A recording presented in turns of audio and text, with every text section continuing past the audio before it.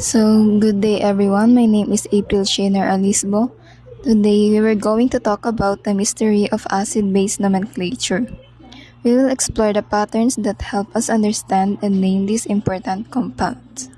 While the naming of acids may seem complex at first, there are systematic patterns to help us understand and organize them. This lesson will explore these patterns, focusing on binary acids and oxoacids. Binary acids, for example, the nonmetal chlorine or Cl, has a stem of chlor. Therefore, the name of the acid formed by hydrogen and chlorine is hydrochloric acid. These are the table of naming binary acids. Neutralization of binary acids. Neutralization is a chemical reaction between an acid and a base, which result in the formation of salt and water. Binary acids are acids that contain only two elements, the hydrogen and a nonmetal. This simple anion and the nonmetal is the negatively charged ion formed when nonmetal atoms gains electrons. Next is oxoacids. Oxoacids contains hydrogen, oxygen, and another element. Oxoacids do not use the hydro as prefix.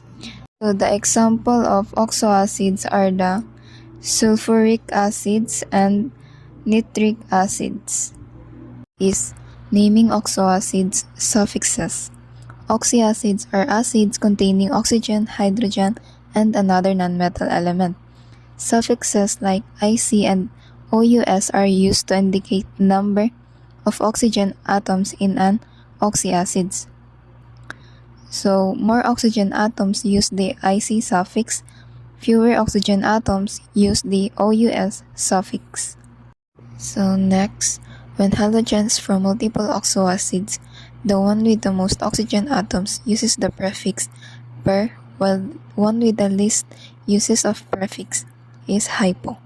For example, perchloric acid has the most oxygen, whereas hypochlorous acid has the least. These naming conventions helps distinguish between different oxoacids of the same halogen element.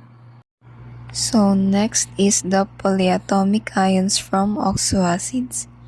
It states here that the neutralization of oxoacids produces polyatomic ions, and the name of the polyatomic ion is related to the parent acid.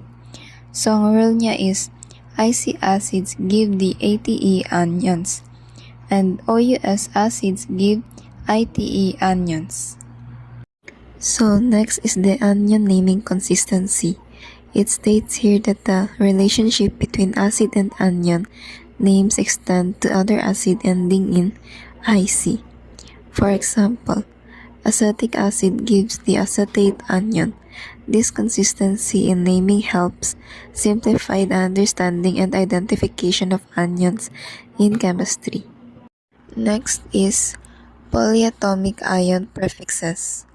Tulad ng naming oxoacids, polyatomic ion prefixes per and hypo are used to indicate the number of oxygen atoms in the polyatomic ion. For example, perchloric acid gives the perchlorate ion. In conclusion, understanding the systematic patterns in acid and anion naming allows us to predict and understand the name of these important chemical compounds.